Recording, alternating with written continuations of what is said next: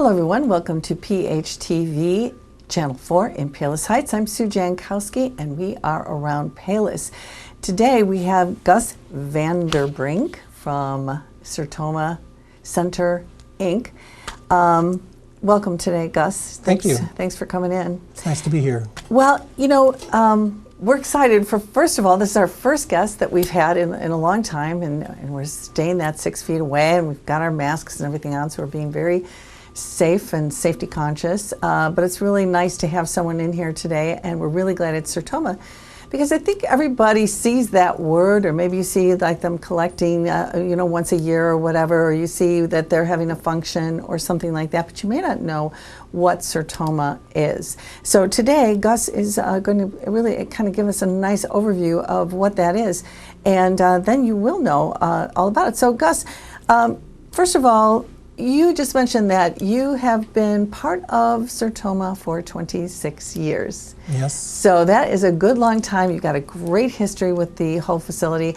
In fact, is it been in existence for like 26 years? Were you there right at the beginning? No, only about half of the time.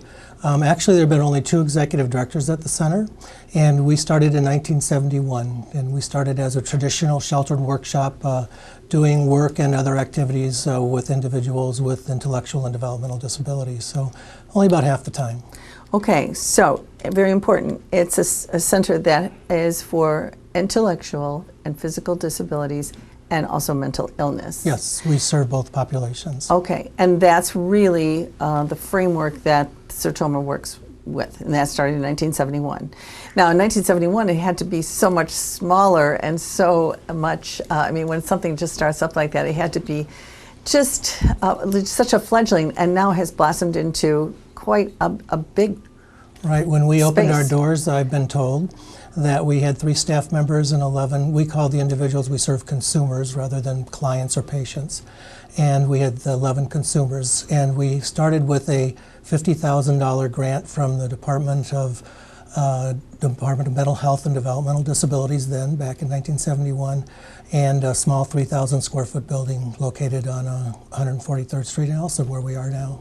You're still there? Yes. And has that expanded, the physical building expanded? Yes, we've expanded from $50,000 a grant to a budget of grants and fee-for-service and private funding of about $15 to $17 million, depending on a good or slower year of services. And we serve about 1,400 individuals. And we actually have now 3 program facilities. One is in Madison, and 2 are in Alsip. So we have a 45,000 square foot facility, about a 43,000 square foot facility, and a 26,000 square foot facility that we do all of our counseling and our day programs and our administrative offices from. Okay, it is really, since 1971, it's really, really grown. That's 40 years or so of growth, and there's a tremendous need, and that's why it's grown. Yes, historically Illinois has not been able to meet the need for services for individuals with intellectual and developmental disabilities and mental illness. We still have waiting lists in the state, which is very unfortunate because funding is limited. Once you're out of school, you're not a child anymore. When you're aged 22 in Illinois, there is no mandate for services. You're not entitled to them. There has to be an available spot or available funding to provide your services, especially for individuals with intellectual and developmental disabilities.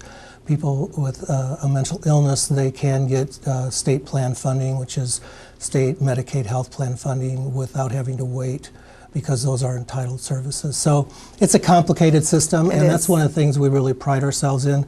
We want people to come to us and ask us if they have a need and tell us what their need is, because whether we can serve them or not, we have staff who can help them and help them work the system, find out where they need to go. Maybe it's not Sertoma, maybe it's another intake agency, because there's multiple points where you can enter the system when you need services in Illinois. Okay, so your people can actually help them network into something that maybe would be beneficial to them. Right, correct. So once you're over 21, you're pretty much on your own. Yes, you go, if you're a person with an intellectual and developmental disability, hopefully by the age you're 12 or 14, you've gone to what they call an independent service agency. in Illinois and put your name on what they call the PUNS list. And I can't even tell you what the acronym means, but it's basically kind of a quasi-waiting list that the state uses, and they need to get on that list. And then when there's funding availability or a funding increase, the state will do what they call pulls off of that list. And that's how you would get services, by waiting to be pulled off of that list. It's like a lottery. Wow, okay. The only thing I will say is that if a person is in crisis, imminent homelessness or abuse or neglect situation, they would become a crisis or an emergency, and then the state would award services if there was a true crisis going on in a person's life. Okay, well, so given that, do you have like a pretty big waiting list? Because how can you take care of everything? When there were grants, we used to say the state would give us dollars, and we actually kept waiting lists. But now these other agencies, these service coordination agencies, they determine eligibility, and then the funding is awarded to a person. So we don't keep waiting lists. The waiting list is that PUNS list. Oh, okay. And unless you're an emergency, now if we meet up with somebody, they're having, like their caretaker's very ill and they're about to become homeless because they can't take care of them anymore, or some cases the individual with an intellectual developmental disability may have been an assistant to the caregiver, and now they can't do it anymore. Whatever the situation, we would advocate for them, get them over to the service coordination agency, and help them to be put in as a crisis or an emergency any way we can. Okay. Now, do they get on this list via the school system, or do parents? They should be do introduced this? to it in the school system. The school should be fully aware of it. In fact, there's a state law, a transition law, that the states are mandated to do transition services starting at the age of 18, 14 for school students, and they should be on there as a youth, and even as a child they can go on that list. But again, unless you know about it or you have a really good school special ed coordinator, you have really informed professionals, people get missed, and people don't know. What you don't know is what hurts usually the most in our lives. I found out anyway. That is true. And so you're kind of, after you finish your program at school at age 21, you still have a lot of needs. Right. You could be in need of a lot of intensive services, and you're just going to go home to mom and dad and wait to be pulled off of that list unless you become a crisis or an emergency, which is very unfortunate. That it really is. I will give our state the credit that we have expanded services, and when you look back 10, 15, 20 years, we have voluminous services compared to back then, and good services. But it's still not meeting 100% of the need of individuals that are waiting and graduating from school. Okay, so we're making progress, but it's kind of slow. Yeah, I mean, really, it's slow. 40 and years. It's about dollars and cents. Yeah. The state's financial situation isn't great, so it's about funding. And there's a fight for it, and one of the pressures that the state is feeling now, and us as well, is the increase in minimum wages in the city and in Cook County and in the state. Because direct care workers, as you've probably heard, there's a campaign called They Deserve More, and where part of that campaign is that they make around minimum wage. They're not a lot above minimum wage if you have experience. And our base rate basically is minimum wage, because as the Cook County minimum wage has gone up, we were paying them almost minimum wage, and now we're just bringing it up every year to meet minimum wage for a starting staff member.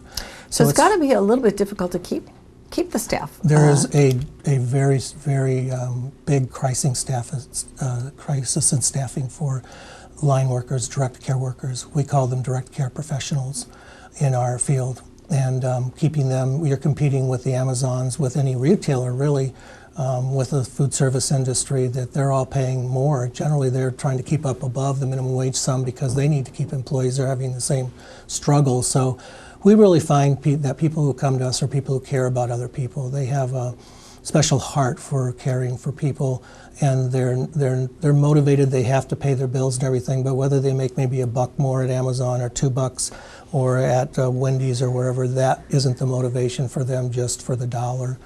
They care about people, and those are the kinds of people we like to hire. That is a wonderful type of person too, but it's so hard for those people.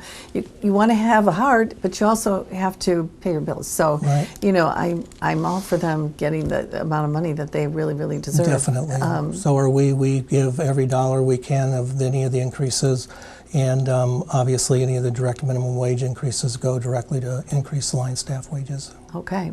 So, you've got two facets here that I want to talk about. First of all, you've got your consumers coming in and learning a skill and getting services and helping them navigate their way through their life. And then you've got a second facet where there is some living space that they can go to if they need a home. We let's talk about have that. 10 residential homes where we provide support staff in those homes 24 hours in shift staff models.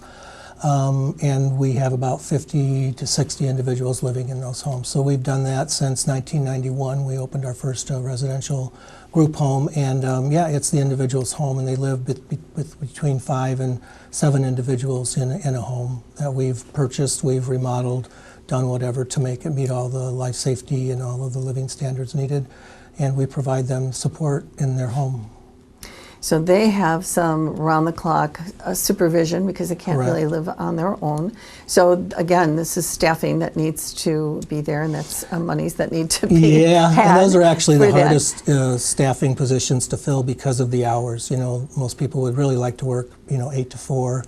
And when you're asking to work Saturdays, Sundays, and even overnight, those are actually the hardest positions for us to fill. Yeah, I imagine that's difficult for someone, especially someone who maybe has a family at home themselves. They can't just be away in the middle of the night. So there's a certain group of people you need to find to staff those places. But it's wonderful that your consumers have somewhere to live.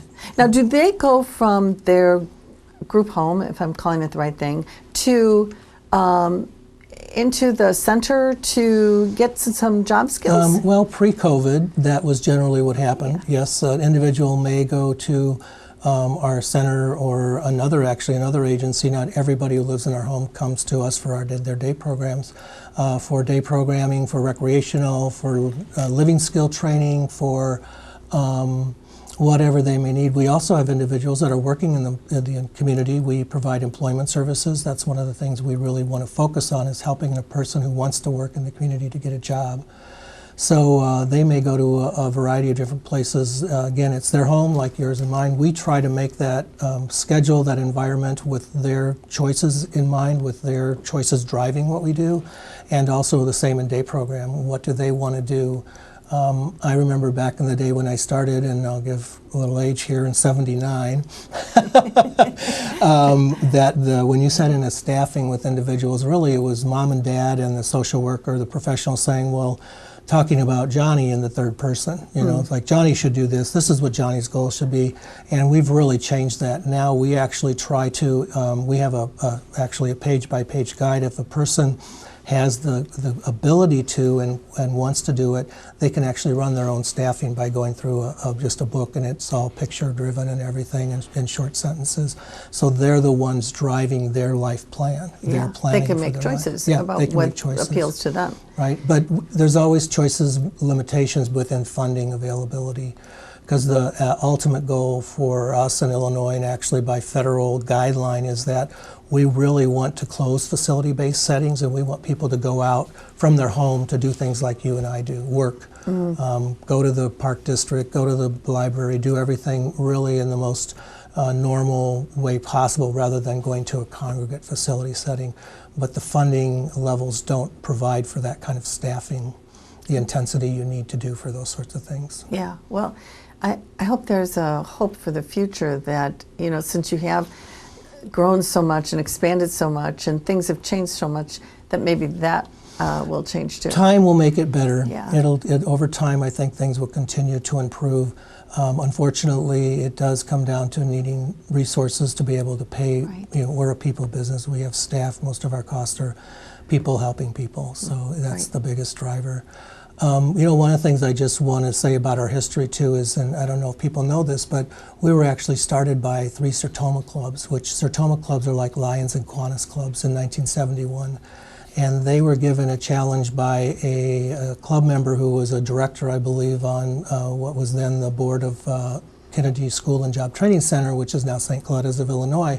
They, at that time, were giving out grants for day programs, and they said, would you guys start a day program for people with intellectual and developmental disabilities? And they talked to 3 other Sertoma clubs and said, yeah, we'll do it. So they got the Lombard Corporation donated the land we're on 143rd. They donated a lot of the precast, and I think there was a $30,000 loan to build the 3,000 square foot building in total.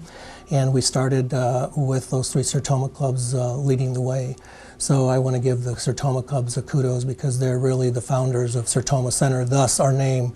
And if you don't know, the motto of Sertoma is service to mankind, which if you take Sertoma, you'll see the words Service, going, yeah, to mankind. Yes, Yeah. that's really good So to a little know. history. So that was really started by like a Lions Club, a group of people, Sertoma, and then it developed into this. Wow, that was a great challenge for them to accept and do. And Yeah, it and was here's where you are very today. unique, and we're unique in that regard because most agencies were started by parent groups, a lot of agencies back then, and they were, well actually they started because when there was no special education law, parents started their own private schools, so those schools then started adult programs because back in the day, before it was at 64, the Education Act was changed and that special education was a mandated requirement, but before that, parents were on their own. Wow, yeah, things have gotten better, but Yeah. it's just such a slow road to getting better. Yeah. But I guess, at least there's been a lot of good things that have happened. So now they come in, your consumers come in and they do day programs and living skills, and then are most of them, your consumers, are they trying to get some employment skills to get employment, or that just a certain facet of? We introduce that to everybody, and we work with individuals who have very severe and profound disabilities, all the way to individuals with very mild disabilities. So, depending on their abilities and their desires and wishes, we always have the employment goal there as a future goal, and we talk about it at their staffings and everything, and then we work with them and those that are willing, interested, and capable to move into employment and hopefully employment in the community, because we do have a sheltered workshop still, which again, all congregate settings with COVID right now are closed by the Illinois Division of Department of Human Services until September 1st. So through August 31st, we're mandated our programs are closed, our day programs. Okay. And actually in our Scylla homes, it's a struggle because we're working very hard to keep COVID out of those homes. But we've been working, and we have the blessing of a lot of donors who have given us, games, sent cookies, gift baskets. A lot of restaurants have just provided like a meal a week or something, things to make life diversionary, because we're basically isolating them at home right now, and they're not going out much at all.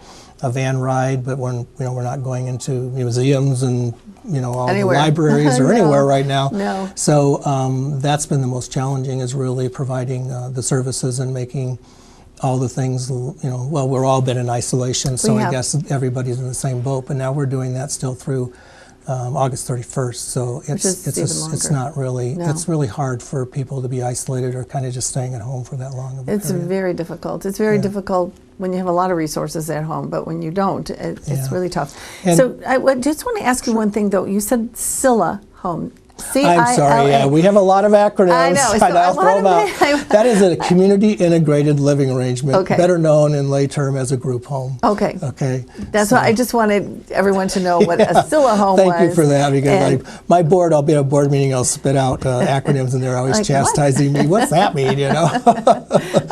I know, you're speaking in code to all your people who know what you're talking about. Okay, so that is like a community-based home, and so those consumers are really stuck there, like we've been stuck at home.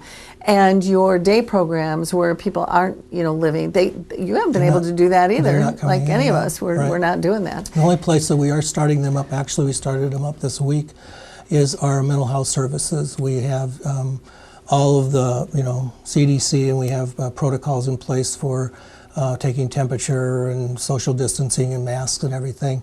We are starting to do some group things, about 10 people limit on doing counseling in groups. And we also have been doing those services, and we're actually contacting individuals that we serve on some regular basis remotely.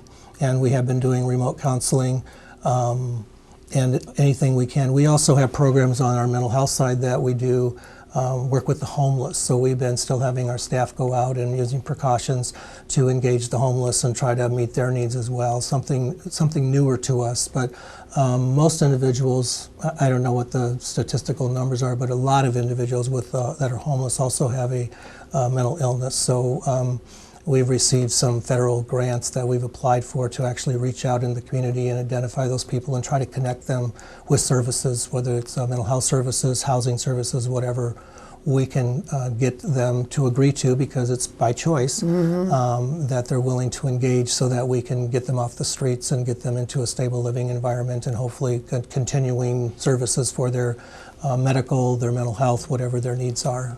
Okay, well, that's really wonderful. I mean, that's got to be so difficult, because it is a choice, and I know it's very difficult to change the mind of someone sometimes when they're ensconced in what they want to do there. With your programs, so this happens after you leave school, age 21, so you're 22, you're maybe able to get involved in the Sertoma way of doing things. So what if you're age 40? I mean, is there a time limit to this? No, there's no time limit. We have individuals that come to us that are in their 70s. We have individuals living in our homes. We've done hospice in our homes. It's their home when they live in our group home. We'll bring hospice in until their death. So no services you're eligible for services until you're dead. Right? Okay. Yeah. So which is a very good thing. Once you're engaged in services, you're yeah. You're going to hopefully be able to keep those. We have some individuals that we can't care for because of medical needs in their later stages of life, and then they would move to a nursing home, just like one of us might.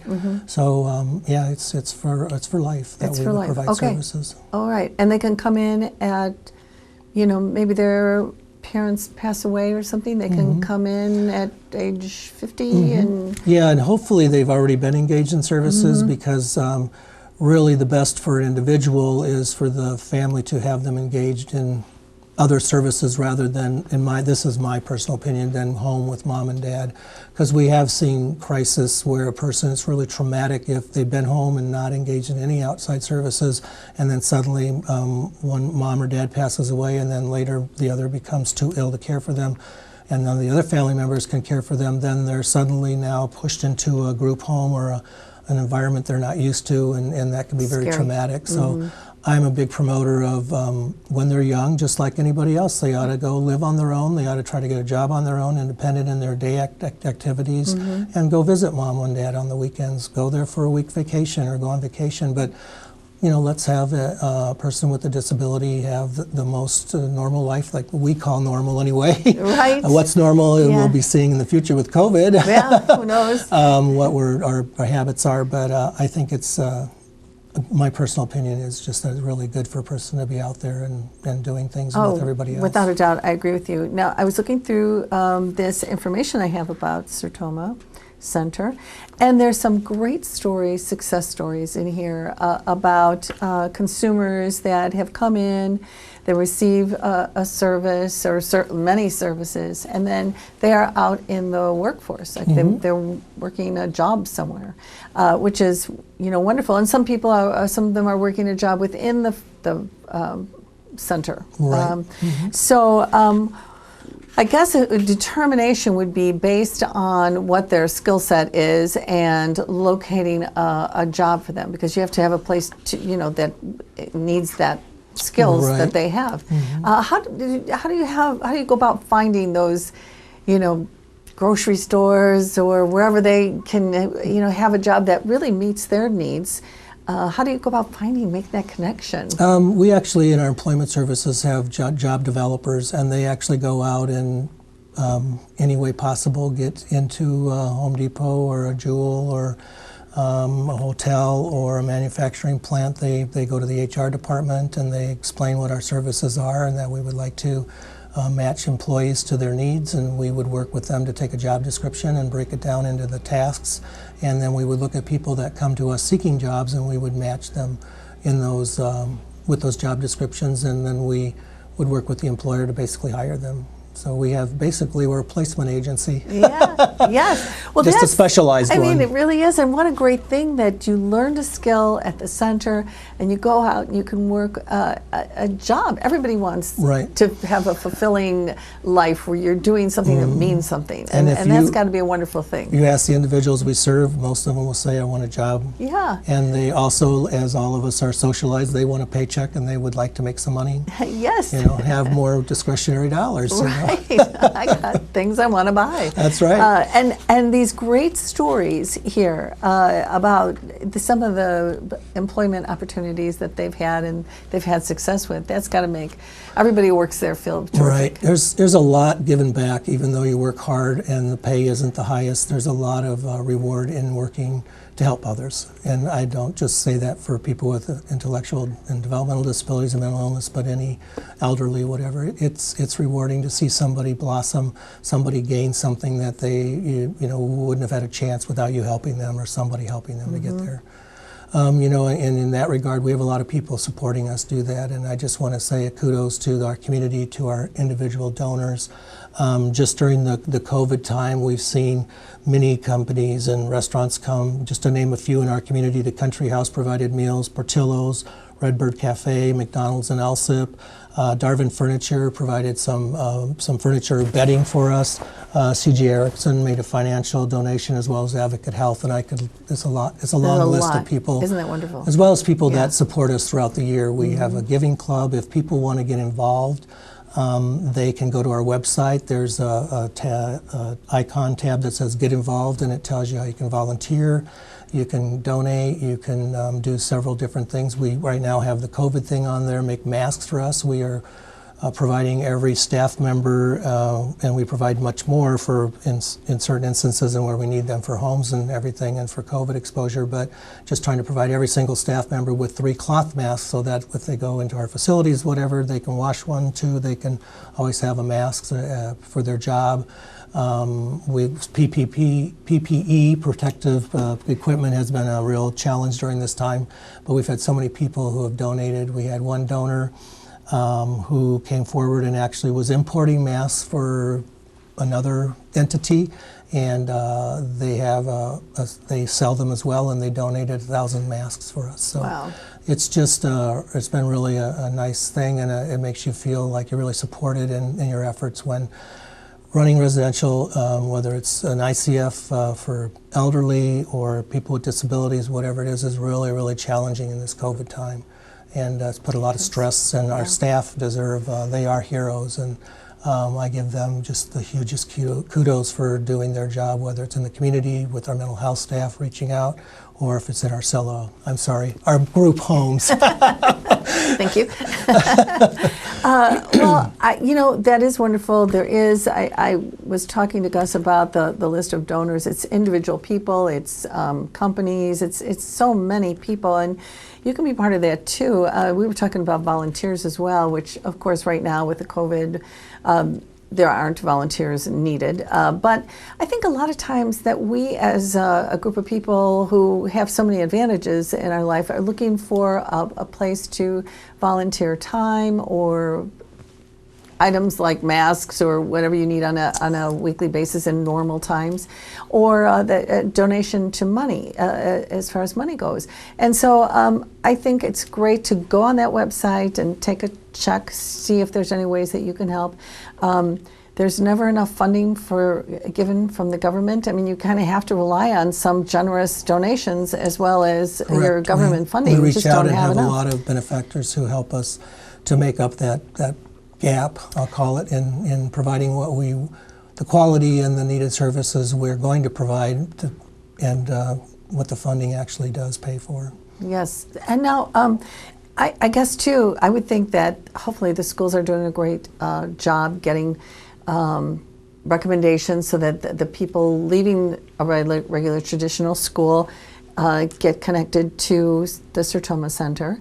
But if not, and people do know someone at home or a family at home, they could probably call and say, what do we do to get that person on a list? They could just give a very brief, think a person might need a job, they need day program services, and our reception staff will direct them to the manager in a program area. And our staff are very well versed in the system, and if they need to go somewhere else, they'll get them there. But we often take calls and just help people get connected. I think that's it. I think sometimes people are just at loose ends. They don't, where do I call? Right. Even if they don't become involved with Sertoma Center, there's somewhere else that they can, Correct. and Yeah. your organization knows what that is. As a layperson, we just don't know. Yes, all and we're those very things. glad to do that. We also will invite people to come in, not right now because of COVID, Because of- but right. we will take tours and sit down with people and talk about their situation and what they're looking for. One of the things that Illinois requires for people with intellectual and developmental disabilities is that they are given information about all the providers in an area or what their interests are, and it's their choice. It's a choice process, they call it, and they encourage them to go contact the agencies and to go tour them and visit them. And we always, whether a person has funding already or is waiting on the funds list, we always invite them in to help and make sure that they know what's around, whether it's us or somebody else. We want them to know about services so they can make the best choice for themselves or for their family member. Okay. Gus, before we leave today, is there anything else you would like our viewers to become aware of? I guess just please check out our website. We have all of our ways of supporting us. All the information on our programs is there. It's a great place to start to learn about us. And also, we are trying to schedule our first post-COVID event, and we're looking at doing a run, walk, and roll in late September, early October. So we'll have information about that if a person wants to get involved in one of our events as well. That would be great. And look, that's an outdoor event. That Right, so hopefully, social cross our distancing will be fingers, easier. That's our maybe. thought, yes. Hoping that works out for you. And if you want to find out more information, that's a great place to go on their website and take a look and see if you can get involved in that. Even get your family out there and supporting this great organization. Thanks so much, Gus, for all the information you gave us. I think it's really important. It's a local thing, and now you know all about Sertoma. And if you have any other questions, look on their website. I bet they got a lot of answers there. Yep, and Right? Yep, and watch for me on the street on their candy days. Candy Days.